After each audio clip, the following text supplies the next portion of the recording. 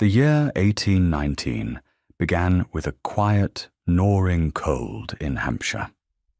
It was a cold that did not announce itself with blustering winds or dramatic snowfalls, but seeped through the very bones of Royce Hall, a house that had long forgotten the meaning of abundance. It settled in the flagstones of the kitchens and crept up the grand, uncarpeted staircase.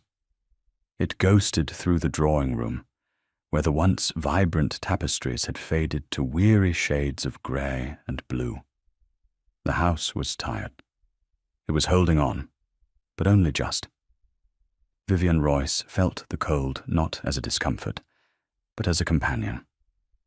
At 23, she had lived with this slow, creeping decline for most of her memorable life. She knew its every nuance. The way the draught from beneath the library door smelled of damp earth, the particular shudder of the window pane in her bedchamber when the wind turned easterly, the precise number of logs one could burn to keep the chill at bay without being accused of extravagance.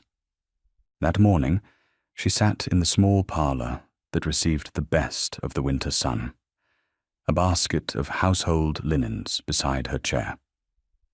Her needle moved with a practiced, steady rhythm, mending a tear in a tablecloth that was nearly as old as she was. The fabric was thin, worn soft with 1,000 washings, and the thread she used was a shade too white, a small, stark reminder of their make-do and mend existence. Her dress was a simple dove-grey wool, immaculately clean, but bearing the faint, ghostly outline of a seam that had been let out the year before. There was no money for new gowns. There was barely money for thread. She did not mind the work. The steady, repetitive motion of the needle was calming. It was a small act of holding things together, of imposing order on encroaching decay. While she worked, she could think. Or, more accurately, she could not think. She could simply be, a quiet presence in a quiet house, her thoughts as smooth and even as her stitches.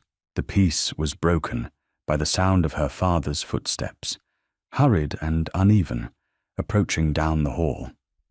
Sir Walter Royce was a man who lived in a state of perpetual, low-grade panic, a condition that had worsened as his fortunes had dwindled. He entered the parlour, his face flushed, a letter clutched in his hand like a talisman against some unseen disaster. "Vivian, there you are." He seemed surprised to find her exactly where she always was at this hour. She set her sewing aside. "Father, is something amiss?" No, not amiss. An opportunity." He waved the letter, the paper crinkling with a sound that seemed overloud in the silent room. "We have a guest arriving. This afternoon." Vivian's brows drew together slightly. Guests were a rarity at Royce Hall. They required food, fires, clean linen, all commodities in desperately short supply. "A guest? Who is it?" "A gentleman from London, a Mr. Black." He avoided her gaze, busying himself with straightening a miniature on the mantelpiece that was already perfectly straight. "He is a man of business, an investor of a sort. He is interested in the estate." The word investor hung in the air between them. Vivian knew what it meant. It meant a creditor. It meant someone was coming to look over their land, their home, their last remaining assets, and pass judgment. It meant the panic that simmered beneath the surface of their lives was about to boil over. "I see," she said, her voice betraying nothing of the cold dread that sluiced through her. "And what do you require of me?" "Just be present at dinner. Mrs. Gable is seeing to a meal." He gave a weak, unconvincing smile. "We must make a good impression. It is of the utmost importance." He paused, his eyes flicking over her plain dress. "Wear something Suitable? Vivian understood the unspoken command. Suitable meant unobtrusive. It meant she was to be a silent, well-mannered fixture, a piece of the house's fading gentility. She was not to draw attention. She was not to have opinions. She was to be a daughter, seen and not heard, a testament to a lineage that was now worth less than the paper their debts were written on. "Of course, father," she said quietly. She picked up her sewing again, her hands perfectly steady. She did not look at him as he bustled out of the room, already fretting about which of the bad sherry to serve. She did not cry. She had learned a long time ago that tears were a currency she could not afford to spend. They changed nothing. Instead, she finished her seam, folded the tablecloth with precise, economical movements, and went upstairs to her room. She looked at the small selection of gowns in her wardrobe. There was the dark blue merino, respectable, but slightly too tight across the shoulders. There was the green sarcenet from 2 seasons ago, its hem frayed. And there was the grey, her plainest dress, the one she wore for her mending, for her walks in the garden, for the quiet, unremarkable days that made up her life. It was the colour of slate, of a winter sky, of anonymity. It was, she decided, perfectly suitable. The arrival of Mr. Black's carriage was an event. It was not the carriage itself, a plain, unadorned black coach, though clearly well sprung and meticulously maintained, but the horses that drew it, 4 magnificent black geldings, their coats gleaming like polished jet, even in the flat, grey light of the afternoon. They were animals of immense power and breeding, and they made the Royces' own aging mare, grazing listlessly in the paddock, look like a creature from another, lesser species. Vivian watched from the landing window as 2 grooms, liveried in a sober dark grey, expertly managed the team. A man emerged from the coach. He was tall, dressed in a travelling coat of dark wool that seemed to absorb the light.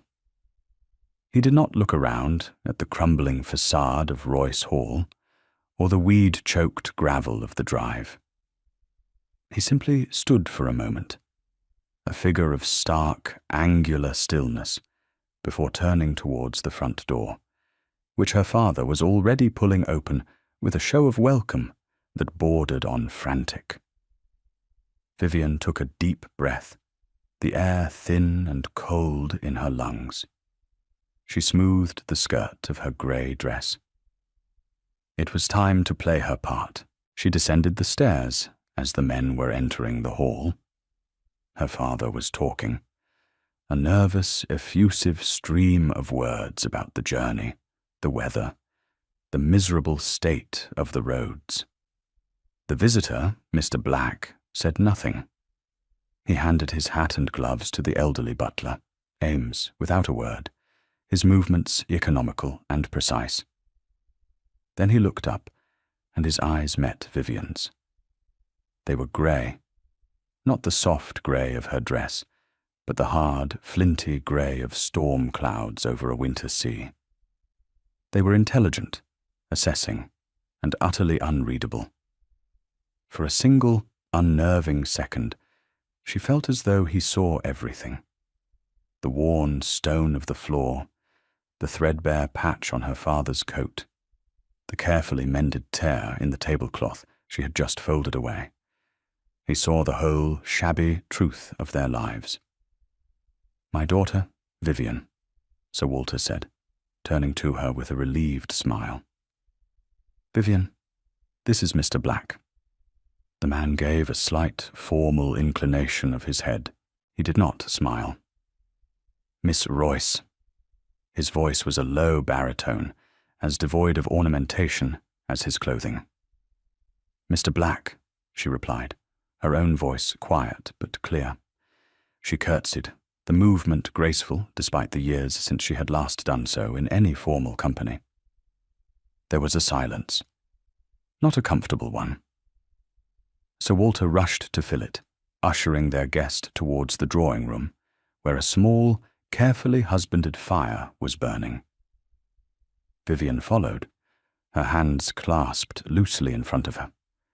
She felt the stranger's gaze on her back, not in a manner that was improper, but in a way that was analytical, as if he were calculating her worth. Dinner was a trial. Mrs. Gable, their cook and housekeeper, had performed a small miracle, producing a passable soup, a roasted chicken, and a baked apple pudding. But the tension at the table could have curdled cream. Sir Walter kept the conversation going almost single-handedly, speaking of crop rotations and local politics, his voice growing louder and more desperate with every monosyllabic response from their guest. Mr. Black, she could not think of him as anything else, ate with a focused, deliberate air. He did not compliment the food, but he cleaned his plate. He drank the bad sherry without flinching. His gaze moved around the room, noting the water stain on the ceiling, the chip in the rim of his glass, the way the candlelight flickered in the draught from the ill-fitting windows. He was not merely a guest. He was an inspector, an auditor of their ruin. He addressed Vivian only once, his voice cutting cleanly through her father's rambling anecdote about a prize-winning pig from a decade earlier. "The gardens, Miss Royce," he said. "Do you take an interest in them?" Vivian was startled. She had been so thoroughly relegated to the role of silent observer that a direct question felt like a breach of protocol. "I do, sir," she answered, "though our head gardener retired some years ago, and we have not been able to replace him." "So you manage them yourself?" "I do what I can," she said simply. "The vegetable garden is productive enough for our needs. The roses require more attention than I can currently give them." He nodded slowly, his gaze thoughtful. "Pragmatism over beauty. A sensible choice." It was not a compliment, not precisely. It was a statement of fact, an observation. Yet it was the first time all evening that anyone had said something that felt true. She met his gaze across the table. For a fleeting instant, she had the sense of being seen. Not as a baronet's daughter, not as a decorative piece, but as a person who made practical choices. The feeling was so unfamiliar, it was disorienting. After the meal, she excused herself, leaving the men to their port, or in this case, the last of the tolerable brandy. She knew the real conversation was about to begin. She went not to the drawing-room, but to the library. It was her sanctuary, a large, cold room lined with shelves of books that were her only inheritance of any real value. The air smelled of old paper and leather and dust. Here, the pretense of Royce Hall fell away, and it was simply a place of quiet, scholarly decay. She did not light a lamp. She stood by the tall window, looking out at the moon-silvered lawn. She did not know how long she stood there. 1 hour. 2. The house was utterly silent. Finally, she heard the library door open. It was her father. He looked older than he had that morning, his shoulders slumped, his face pale and haggard in the moonlight.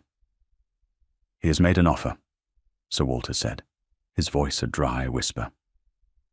Vivian turned from the window. "To buy the estate?" She tried to keep her own voice steady. "No." Her father sank into a worn leather armchair, the springs groaning in protest. "No, not to buy it. To save it. He took a shuddering breath. "Vivian, we are ruined. Utterly. The debts they are beyond anything I have told you. We will be turned out by spring. Everything will be seized." The words were stark, but not surprising. She had known the substance of it for years. She had simply not known the timeline. Spring. It was only a few months away. "And Mr. Black's offer?" she prompted gently. Her father would not meet her eyes. He stared at his hands, which were twisting together in his lap. "His name is not Black. That is the name his man of business uses when he wishes to travel without." Notice. A cold knot formed in Vivian's stomach. "He is Philip de Lacy," her father continued, the name falling like a stone into the quiet room. "The Duke of Velmore." Vivian felt the blood drain from her face. A duke, not a creditor, not a merchant, but one of the wealthiest, most powerful men in England. Here, in their shabby dining room, eating their stringy chicken, his presence an absurdity, a contradiction that made no sense. Why? "He needs a wife," her father said, the words coming in a rush now, tumbling over one another in his haste to be done with it. "A duchess. He is the last of his line. It is his duty.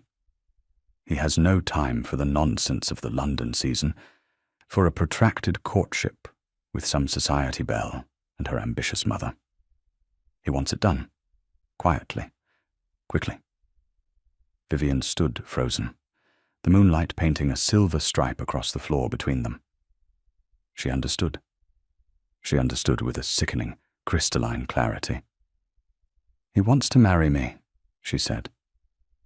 "It was not a question. He will settle all my debts," her father whispered, his voice cracking. "Every last one. He will provide a generous income for me for the rest of my life. He will see that Royce Hall is maintained. In return, he got a baronet's daughter, a woman with an impeccable lineage and no troublesome family to interfere, a woman so desperate she could not say no, a bride purchased as cleanly and efficiently as a prize mare." She thought of the Duke's assessing gaze, his comment in the dining room. Pragmatism over beauty. A sensible choice. She was a sensible choice. A practical solution to his dynastic problem. "He wishes for an answer in the morning," Sir Walter finished lamely. He finally looked at her, his eyes pleading. "Vivian, there is no other way."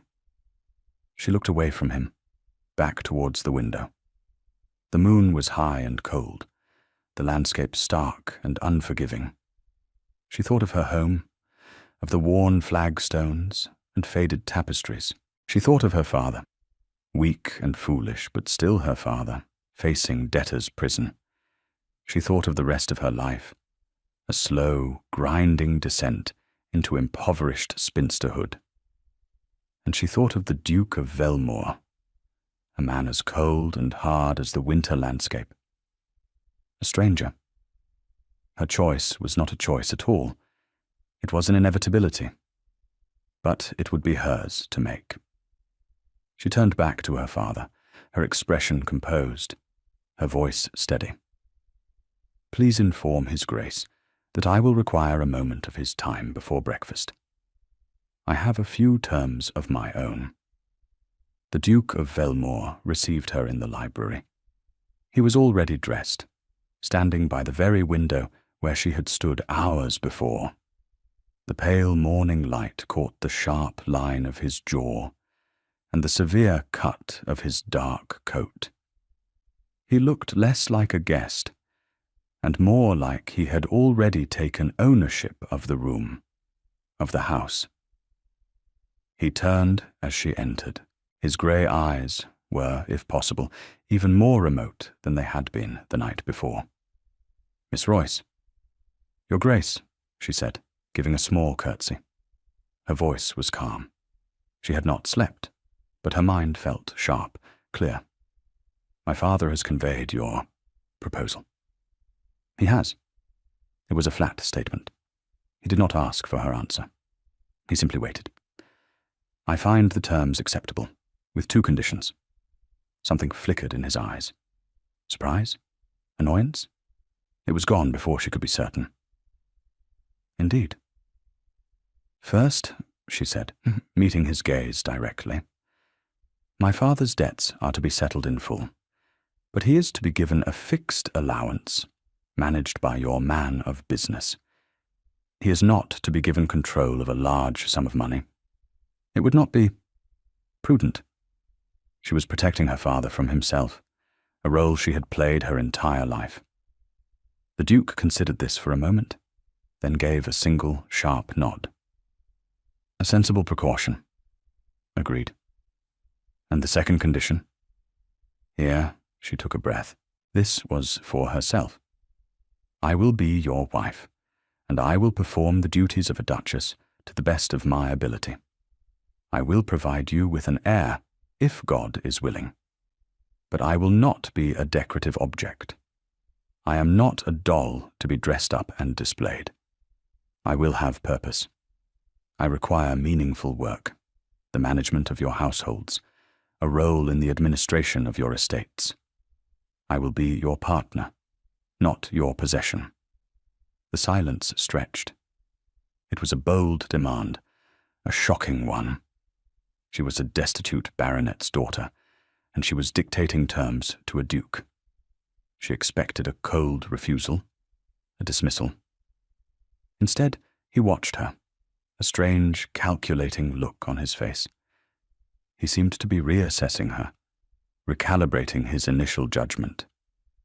You believe the running of a ducal household to be meaningful work? He asked, a faint, almost imperceptible note of irony in his voice. I believe that any work done well has meaning, she countered evenly. And I believe that a house, like a garden, thrives on attention and care. I am capable of providing it. Your households will be run with efficiency, economy, and grace. That will be my contribution to this arrangement. He was quiet for a long time. 1 second, 2, 3. She did not look away. She would not. Finally, he spoke. Very well, Miss Royce. Something moved at the corner of his mouth. Not quite a smile.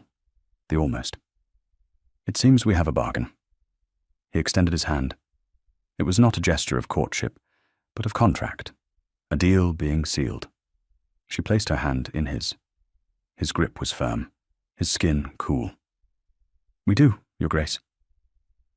The name, he said, his voice flat, is Philip. She withdrew her hand. I will learn to use it in time.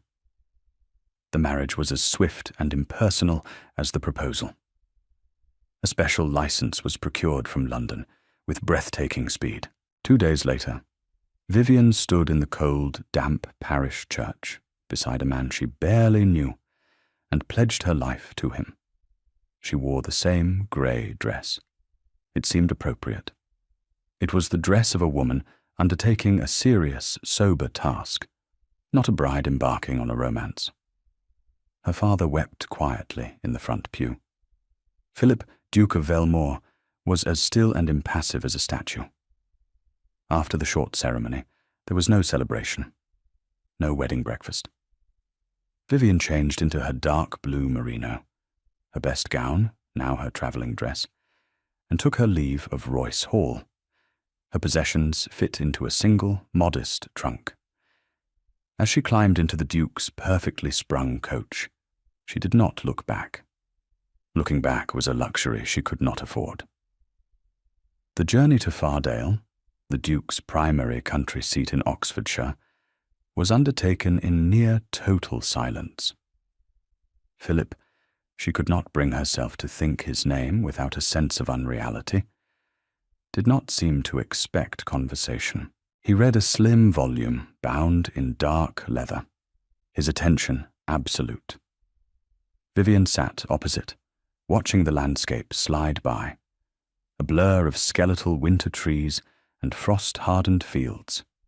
She felt a strange sense of detachment, as if she were watching a play in which she had been inexplicably cast. She was now the Duchess of Velmore.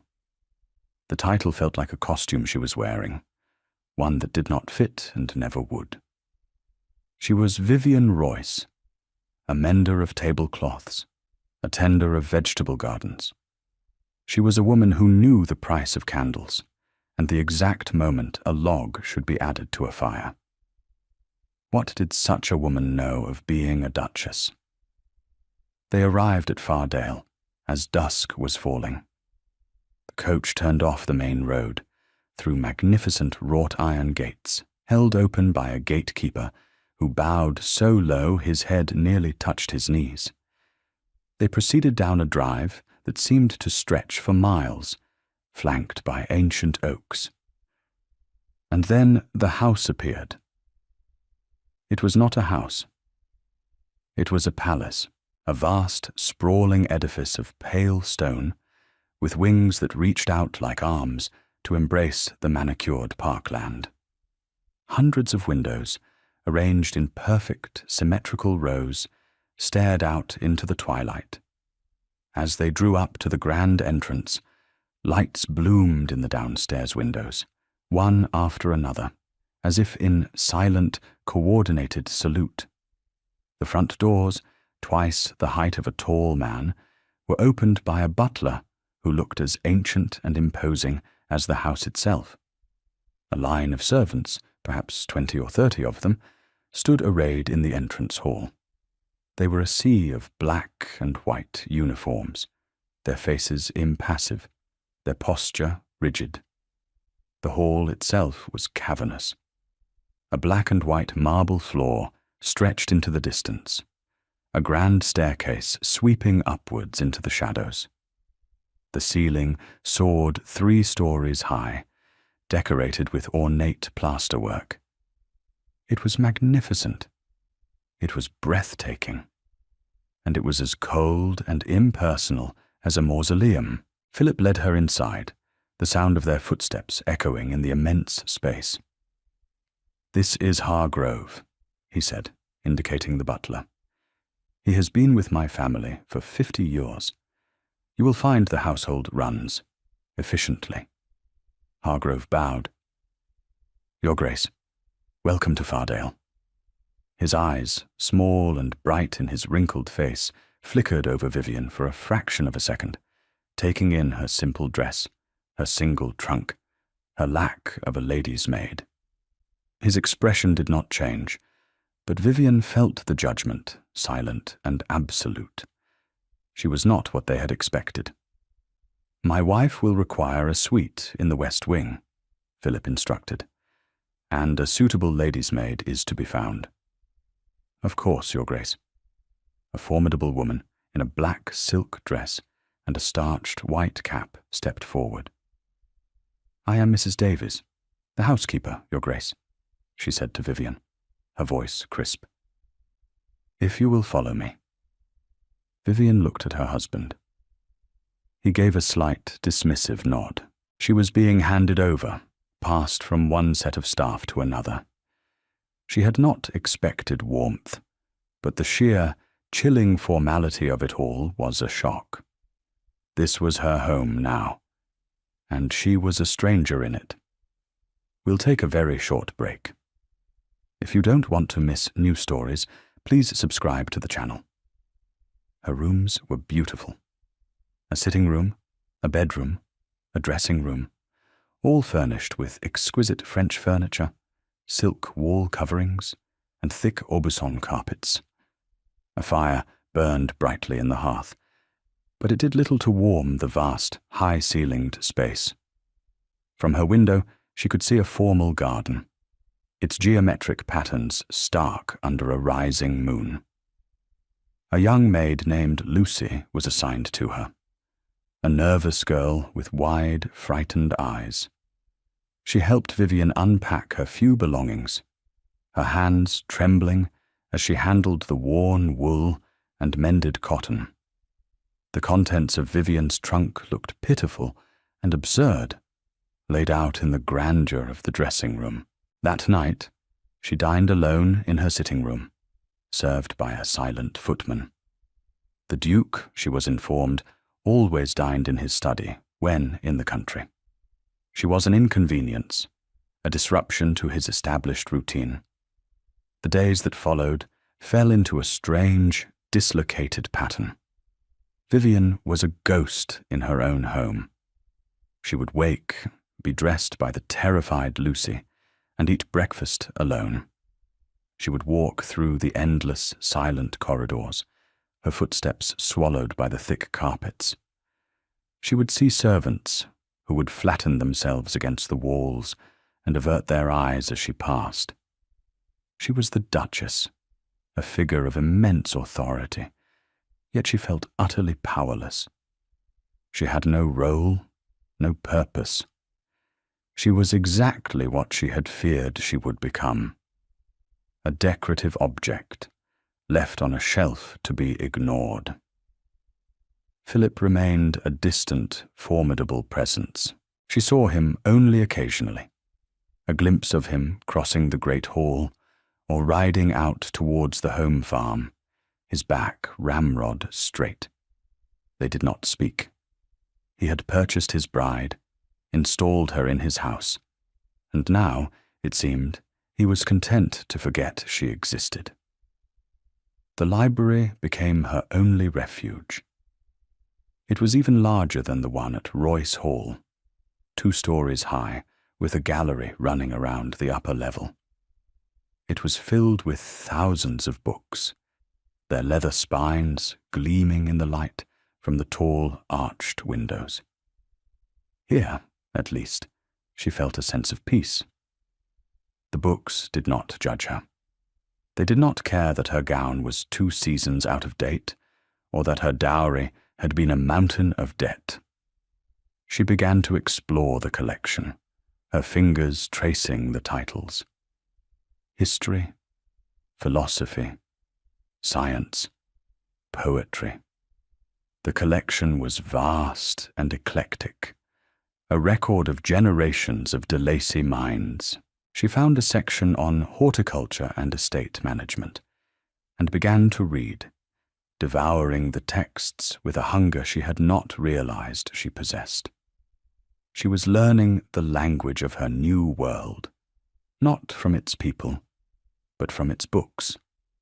One afternoon, a week after her arrival, she was sitting in a window seat, deep in a treatise on crop rotation, when she looked up and found him standing there. The Duke. He was watching her from the doorway, his expression unreadable. She had not heard him approach. "I was not aware my collection included such practical texts," he said, his voice quiet. Vivian closed the book, her heart beating a little faster. "Your great-grandfather appears to have had a keen interest in agricultural reform," she said, her voice steady. He walked into the room, his gaze sweeping over the shelves. He believed a man's duty was to his land first, and his title second. He stopped a few feet from her, looking at the book in her lap. "Do you find it interesting?" "I find it logical," she said. Land requires the same thing as a household: a plan, diligent oversight, an understanding of its nature. He looked at her then, a long, considering look. "You are not what I expected, Miss Royce." "It is your grace now," she reminded him softly. "Or Vivian, as you wish." "You are not what I expected," he repeated, as if she had not spoken. "I had anticipated tears, complaints, demands for jewels and trips to Paris. I am not a child, Your Grace," she said, a hint of steel in her voice. "We made a bargain. I intend to keep my side of it. I asked for meaningful work. Since none has been offered, I have sought to educate myself for when it is." He was silent for a moment. She had challenged him, subtly but unmistakably. She had reminded him of her second condition. Hargrove and Mrs. Davies run this house as it has been run for a century, he said finally. I have no doubt they are exceptionally competent, Vivian replied. But this is not just a house. It is our home, and a home should have a heart. Fardale has a magnificent, perfectly functioning clockwork mechanism, but it has no heart. She had gone too far. She knew it the moment the words were out. She had criticized his home, his heritage. She braced herself for a cold, cutting reply. Instead, he turned and looked around the vast, silent library. He looked at the perfectly ordered shelves, the gleaming furniture, the cold, majestic space. And for the first time, Vivian thought she saw a flicker of something in his eyes. A loneliness that mirrored her own. No, he said, his voice barely a whisper. It has not had a heart for a very long time. He turned and walked out of the library, leaving her alone with the silent books and the echo of his words. From the Duke's perspective, the woman he had married was a constant, low-level source of confusion. Philip de Lacy was a man who prized order, logic, and control. His life was a series of duties to be performed, obligations to be met.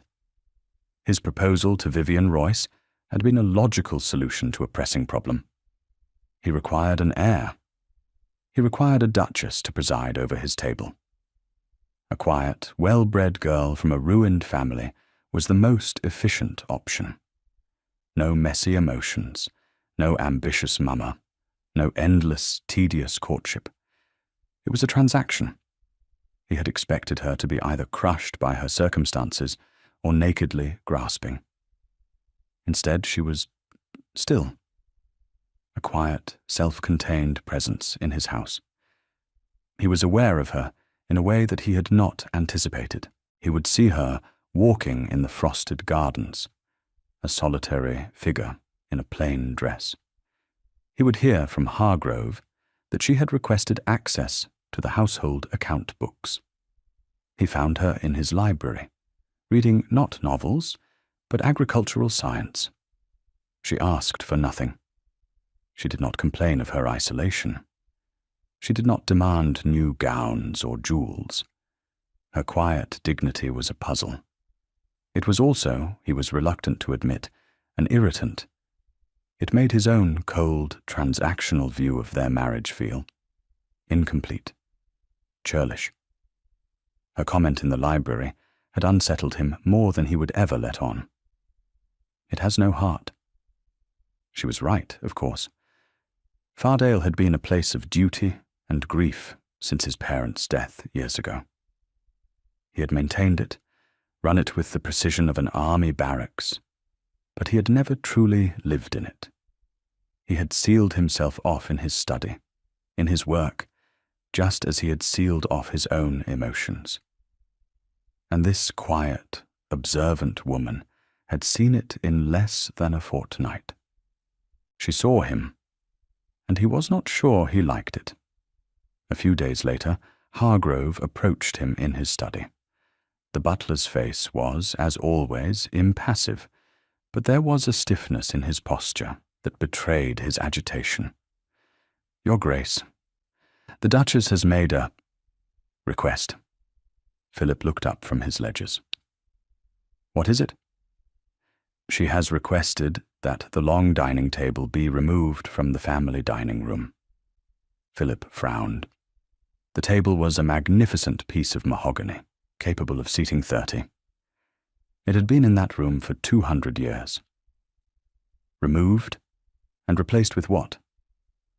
A small round table from the morning room, Your Grace. She says it will be cozier.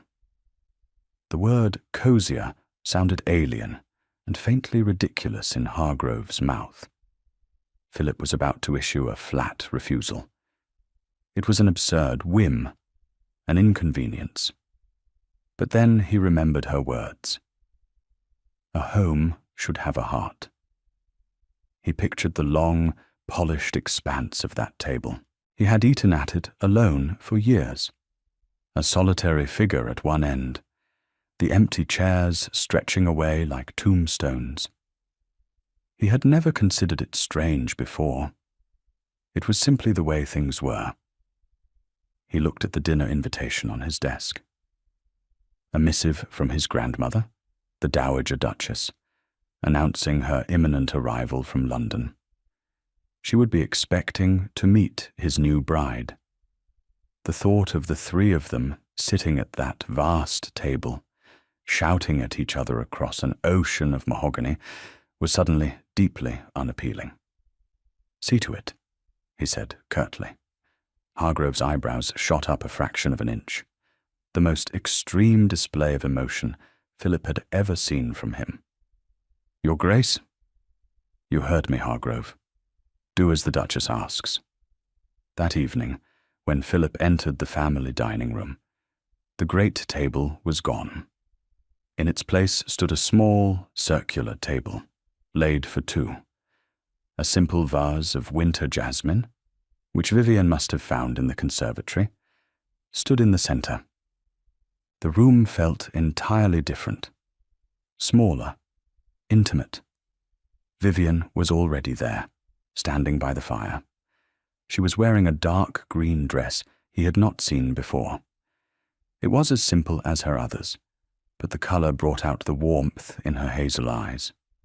She looked up as he entered, a flicker of uncertainty on her face. "I hope you do not mind the change, Your Grace," she said. He walked to the table and pulled out a chair for her. It was a simple courtesy, one he had not performed in years. "It is an improvement."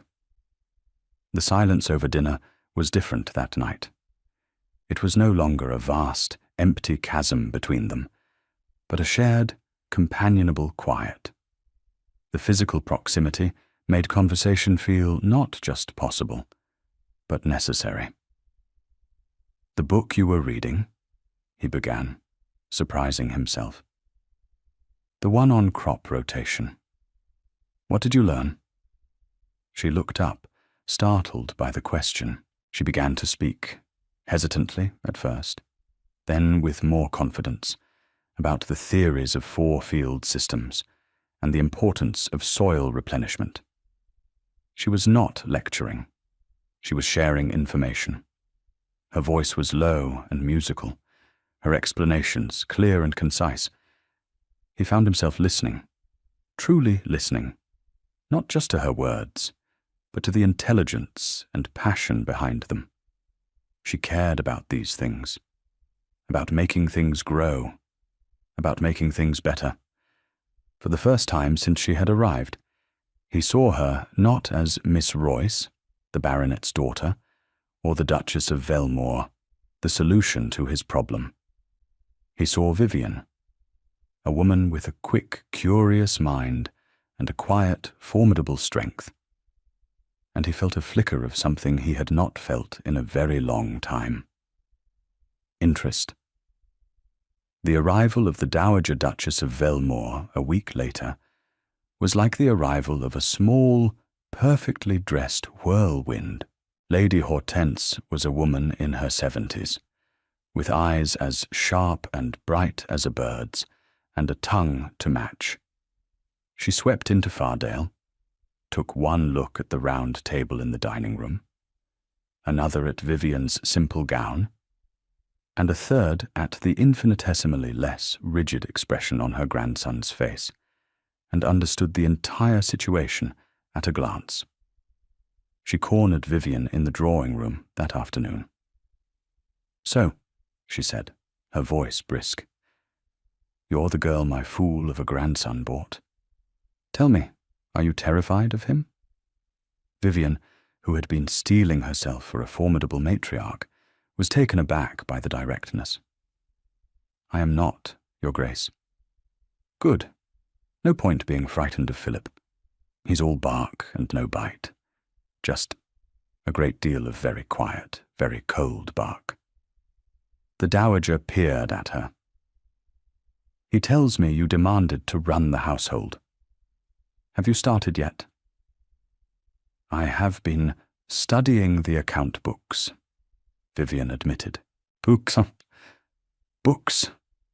Lady Hortense snorted. "A house isn't run from books, child. It's run from the kitchens and the still room. Come with me." And with that, the Dowager Duchess swept Vivian off on a tour of the domestic heart of Fardale. She marched into the kitchens, tasted the soup, interrogated Mrs. Davies about the price of butter, and praised the polish on the copper pots. She treated the staff with a mixture of terrifying authority and genuine respect. She knew their names, asked after their families. She was the heart Vivian had said was missing, returned and beating strongly, and she took Vivian under her wing. "You have good sense," she declared at the end of the day. "And you aren't a fool. That puts you ahead of 90% of the women in London. But your wardrobe is a disaster." "It is what I have," Vivian said simply. "It is not what a duchess has," the dowager corrected her. "We're going to London. It's time Philip showed off his new bride. And we, my dear, are going to show the ton that the new Duchess of Velmore is not some frightened country mouse." The move to London was a seismic shift. Velmore House in Mayfair was even more grand and imposing than Fardale. And unlike the quiet country, London was a cacophony of noise, people, and expectation. The season was beginning, and the news of the Duke's surprise marriage had spread like wildfire. The dowager was true to her word. A modiste was summoned. Bolts of silk, satin, and muslin filled Vivian's new sitting room. Vivian, accustomed to making a single gown last for years, was bewildered by the sheer volume of it all. But under Lady Hortense's expert guidance, she chose fabrics and styles that were elegant and understated, refusing the frills and flounces that were the height of fashion. She chose creams, deep blues, soft greens, and one magnificent gown of silver-grey silk. "You have good taste," the dowager approved. "You know what suits you. Simplicity is its own form of power." Philip, to Vivian's surprise, seemed to approve. He had been spending his days at his club or in the House of Lords, but he was present for dinner every evening. He saw her in one of her new gowns, a simple cream silk that shimmered in the candlelight. He stopped for a moment, his gaze travelling over her. "You look well, Vivian," he said, the use of her first name still slightly formal on his tongue.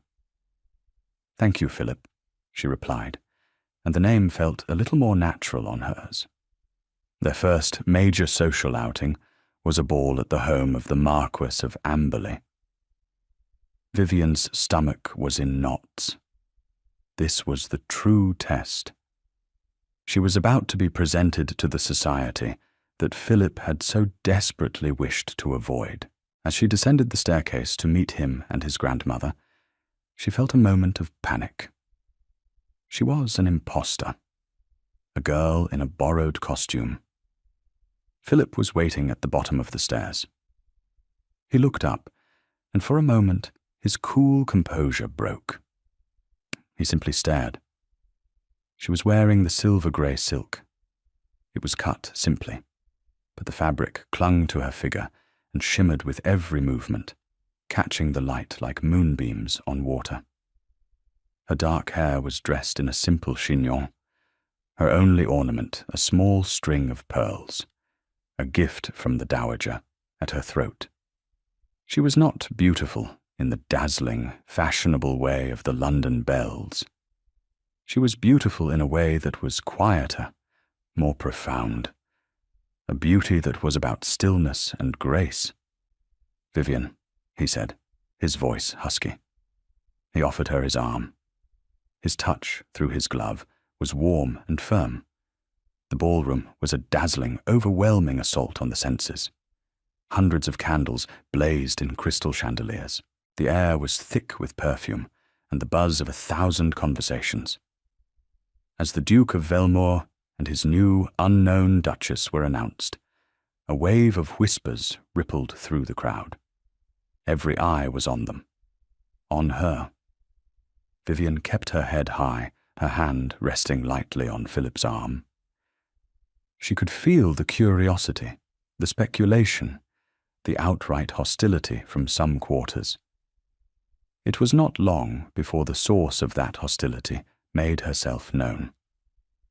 Lady Camilla Anselm was widely considered the most beautiful woman in London. She had golden hair, eyes the colour of violets, and a fortune of her own. It had been an open secret for 2 seasons that she and her ambitious mother had set their sights on the Duke of Velmore. His sudden marriage had been a public, humiliating blow. She approached them, a sweet, malicious smile on her perfect lips.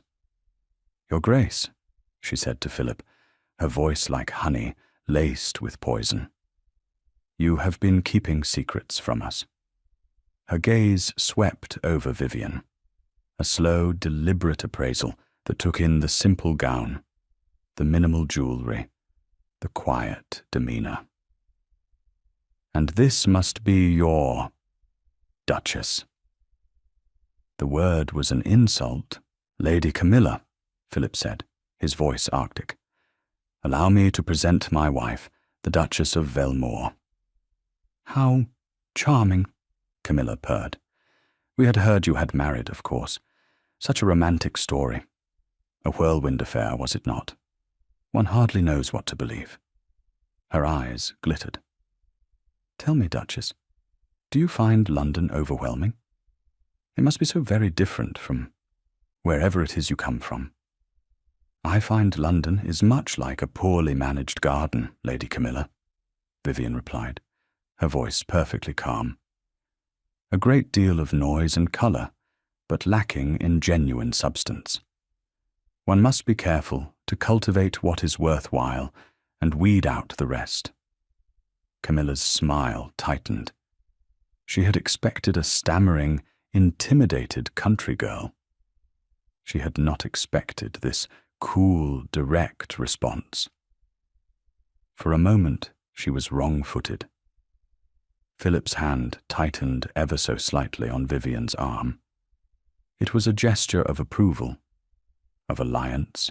He led her away, leaving Camilla staring after them. Her violet eyes narrowed in fury. The encounter set the tone for the weeks that followed. Camilla and her circle of friends waged a subtle war of attrition. There were snubs in the park, invitations that failed to arrive, pointed comments made just loud enough for Vivian to overhear.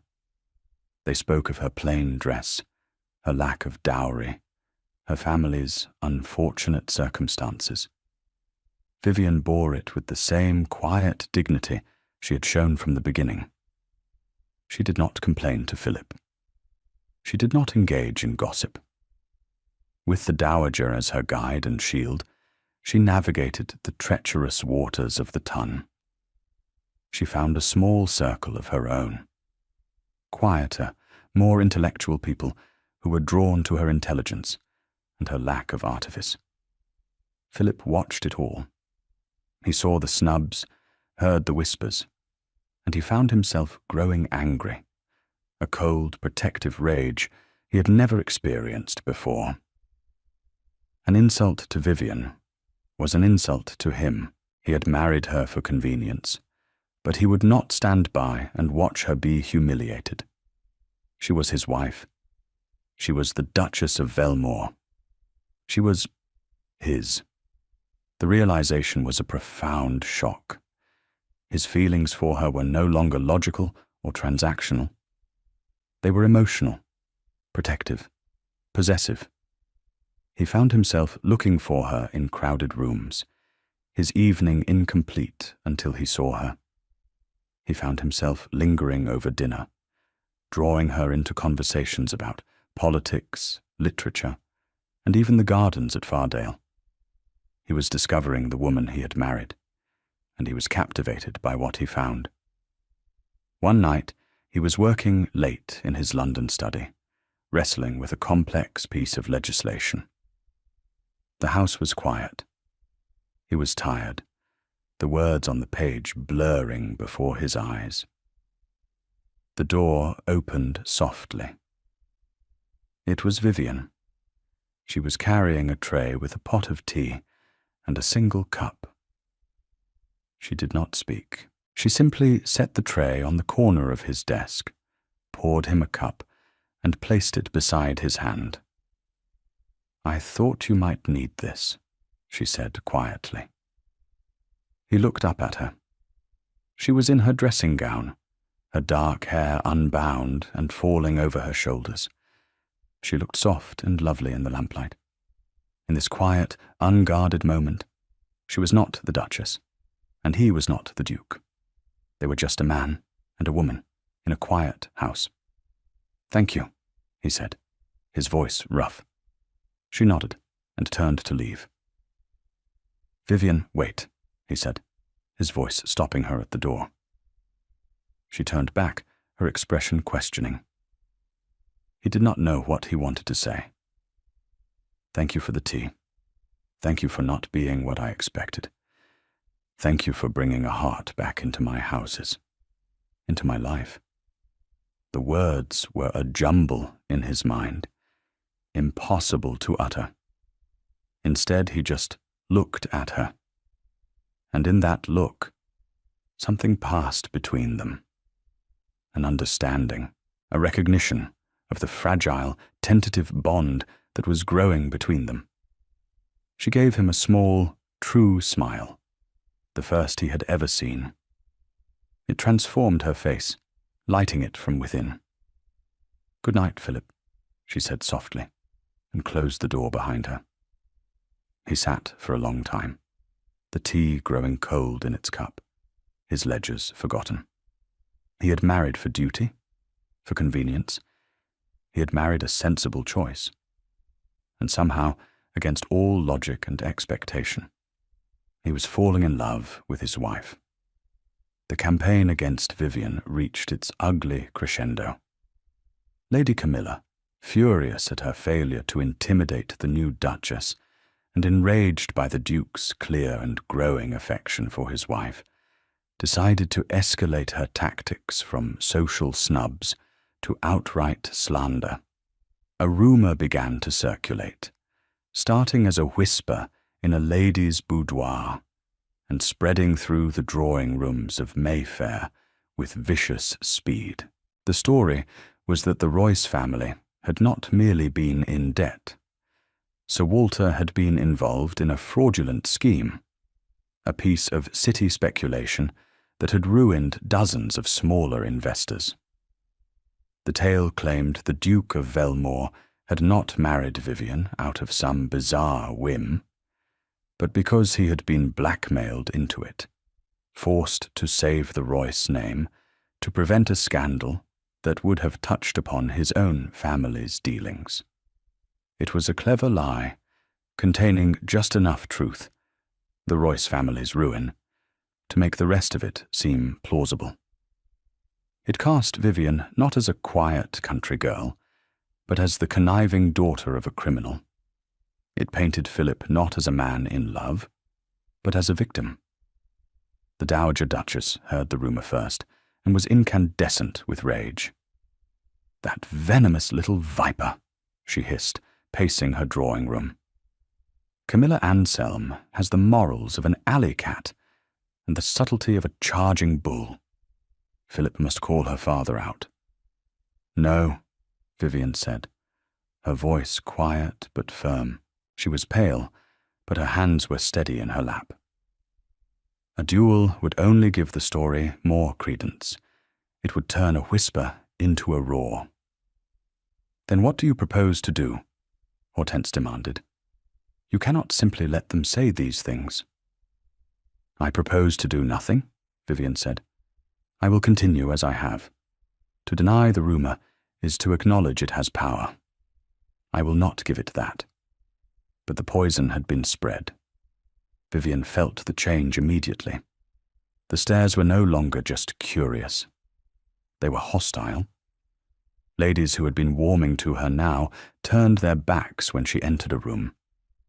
The atmosphere grew thick with suspicion. The final public blow came at a musical. As Vivian moved to take a seat, the woman next to her, a friend of Camilla's, rose abruptly and said, in a voice that carried, I find the air in here has suddenly become tainted. I must move.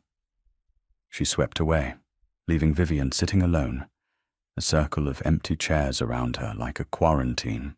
Philip, who was standing across the room, saw the whole exchange. He saw the deliberate, public cruelty. He saw the flicker of pain in Vivian's eyes before she schooled her features back into a mask of calm composure. And the cold rage he had been nursing for weeks solidified into something hard and unyielding. He crossed the room in a few long strides, ignoring the sudden hush that fell over the chattering crowd. He stopped before Vivian, held out his hand, and said, his voice clear and resonant, My dear, I find this music tedious. Will you walk with me in the garden? He did not wait for an answer. He simply took her hand, tucked it into the crook of his arm, and led her from the room. It was a public, unequivocal declaration of support. He had chosen his side. He had chosen her. In the cool night air of the garden, away from the prying eyes, Vivian's composure finally trembled. A single tear escaped and traced a path down her cheek. She quickly wiped it away. They will not break you, Philip said, his voice low and fierce. He turned her to face him, his hands gentle on her arms. Do you hear me, Vivian? We will not let them. Why does she hate me so? Vivian whispered. I have done nothing to her. You exist, Philip said grimly. You took what she believed was hers by right. Her hatred has nothing to do with you, and everything to do with her own thwarted ambition. It is ugly, and it is cruel, and I will not have it touch you. He looked down at her, at the woman who had faced down her family's ruin, his own coldness, and the viciousness of an entire society, with nothing but her own quiet courage. The love he felt for her was a physical ache in his chest. We are hosting the Midsummer Ball in a fortnight, he said. It is the most significant event of the season. You will not hide. You will stand beside me as my Duchess, and we will face them down together. A new strength flowed through Vivian, ignited by his fierce loyalty. He was her husband, her partner, her ally. She was not alone. Yes, she said, her voice clear again. Together. The night of the Velmore Midsummer Ball arrived. It was the most anticipated event of the London season, and the whole of the ton was in attendance. The ballroom at Velmore House was a spectacle of flowers and light, the scent of thousands of roses and lilies mingling with beeswax and perfume. An orchestra played from the minstrel's gallery. Jewels glittered on necks and wrists, a river of diamonds flowing through the room. But beneath the glittering surface, the tension was palpable. Everyone knew this was to be the final act in the drama between the new Duchess and the vanquished Lady Camilla.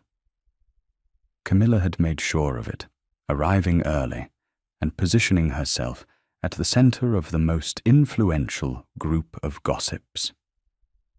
She was a vision in a gown of brilliant, defiant sapphire, her golden hair dressed with diamonds.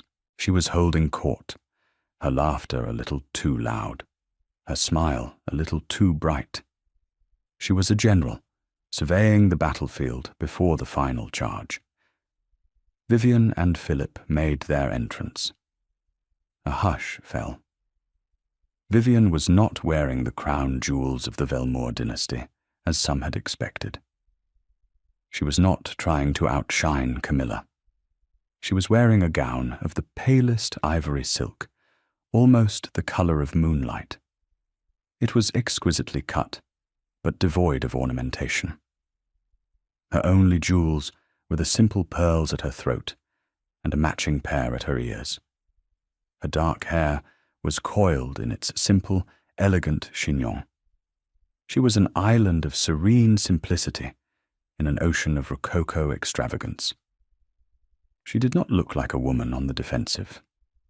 She looked like a queen in her own court. Philip was at her side, his presence a silent, formidable bulwark. He did not glower or look for confrontation. He was simply there, his attention focused entirely on his wife. He greeted his guests with his usual cool courtesy, but his hand never left the small of Vivian's back, a constant, reassuring pressure. They began to circulate. The snubs were less overt here, in the Duke's own home, but the chill was still there. Conversations would halt as they approached. Eyes would slide away. Camilla watched it all, a triumphant smirk playing on her lips. The moment came, as they all knew it would. Camilla detached herself from her circle and approached them near the French doors that led to the terrace. Her friends followed at a slight distance, an audience for the kill. "Your Grace," she said to Vivian, her voice dripping with false sympathy. "You are looking a little pale. I do hope the pressures of the season are not proving too much for you. It must be so difficult, trying to live down a family's reputation." The insult was direct, public, and utterly vicious. The small circle of listeners gasped. This was it. Vivian met her gaze. She did not flush or stammer. Her expression was one of cool pity. "On the contrary, Lady Camilla," she said, her voice clear and carrying in the sudden silence. "I find that a clear conscience is a remarkable tonic for the constitution. You should try it sometime." Before Camilla could retort, Philip stepped forward. He did not address Camilla at all. He ignored her as if she were a piece of furniture. His eyes were only for his wife. "Vivian," he said, his voice low and rich, audible only to those nearby. "I believe this is our waltz." He took her hand, raised it to his lips, and kissed it with a reverence that stunned the onlookers. Then he turned to the room and spoke, his voice effortlessly commanding the attention of every person there. "My lords, ladies, and gentlemen," he began, "may I have your attention?" The room fell utterly silent. "Many of you this season have had the pleasure of meeting my wife, the Duchess of Velmore." He paused, his gaze sweeping the room before coming to rest, with burning intensity, on Vivian's face. "But I am not sure you have truly seen her. You may have seen a quiet woman. You may have heard whispers and rumor, the usual currency of this town. But I have seen a woman of unparalleled grace, formidable intelligence, and a courage that would put soldiers to shame. I entered into this marriage for reasons of duty and convenience. I stand here tonight as the luckiest and most undeserving of men. For those reasons have been eclipsed by a love I did not believe myself capable of feeling." He held out his hand to her.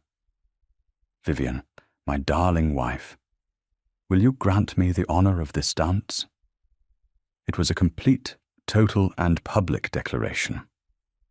Not just of support, but of love. He had stripped himself of his ducal armor and shown them his heart. tears welled in Vivian's eyes as she placed her hand in his. "Yes, Philip," she whispered. "Yes." He led her to the center of the floor. As the orchestra struck up the first notes of the waltz, the other dancers melted away, clearing the floor until they were alone. He put his arm around her waist, drew her close, and they began to dance. They moved as one, two figures in a circle of light, oblivious to the hundreds of eyes upon them. He looked only at her. "I was a fool," he murmured, his voice thick with emotion. "I offered you a bargain when I should have offered you my heart. Can you ever forgive me?" "There is nothing to forgive," she said, her hand tightening on his shoulder. She looked up at him, her love for him shining in her eyes. "You saw me, Philip, when no one else did. You saw me." Across the room, Lady Camilla stood frozen, her face a mask of disbelief and fury. She had been rendered invisible. The Duke had not even deigned to look at her. Her power, built on whispers and malice, had evaporated in the face of his open, honest declaration. She was nothing. In a room full of people, she was utterly, devastatingly alone. For a moment, the mask slipped, and a look of raw, panicked loss crossed her face. Then, with a choked sound, she turned and fled the ballroom, her social ruin complete. But Vivian and Philip did not see it. They saw only each other, turning and turning in the center of the floor, their two separate lives finally, irrevocably, becoming one. The late summer sun warmed the stone terraces of Fardale. The gardens, under Vivian's careful planning, and the guidance of a new, energetic head gardener she had hired, were beginning to bloom with a life and color the old house had not seen in decades. The formal patterns were still there, but they were softened now, with drifts of lavender and unruly, fragrant roses. The house felt different. It was breathing again. Vivian sat on a stone bench, a book lying forgotten in her lap. She was watching Philip, who was crouched down, examining a newly planted damask rose with an expression of intense concentration. He had become as fascinated by the restoration of the gardens as she was, spending hours with her planning and planting. He looked up and caught her watching him, a slow smile spreading across his face. It was a true smile now, one that reached his grey eyes and made them warm. He came over and sat beside her, taking her hand in his. "It's a good rose," he said. "Strong. It will do well here." "I knew it would," she said, leaning her head against his shoulder. The ease between them was a quiet miracle, a gift she cherished every day. The world of London, of Camilla, of the whispers and the stares, felt a lifetime away. Here, there was only the sun, the scent of flowers, and the steady, comforting presence of her husband. "Do you ever miss it?" he asked quietly. "The noise? The parties?" She smiled. "I miss the Dowager, but I do not miss the rest. My life is here." She turned her hand over, lacing her fingers with his. "My life is with you." He brought her hand to his lips, just as he had on the night of the ball. The gesture still made her heart beat faster. "I love you, Vivian," he said, his voice low and certain. "I think I loved you from the moment you stood in that dusty library and told me my house had no heart. You were the first person to tell me the truth in years." "I only said what I saw," she whispered. "And you are the only one who ever truly saw me," he replied. He looked out over the gardens, at the great house behind them, no longer a cold mausoleum, but a warm, living home. "You brought the heart back, my love." to Fardale, and to me. She thought of the girl in the plain grey dress, mending a tablecloth in a cold, tired house. Her future, a blank grey page. And she thought of the woman she was now, the Duchess of Velmore, loved and cherished, sitting in the sun with her husband. It was not a bargain or a transaction. It was a life she had built not with jewels or titles, but with quiet dignity, with patience, and with the stubborn, resilient power of a single, well-tended rose. Thank you for listening to the story, all the way to the end. Please tell us which city you're watching from, and what the story made you feel. Don't forget to subscribe so you won't miss new stories.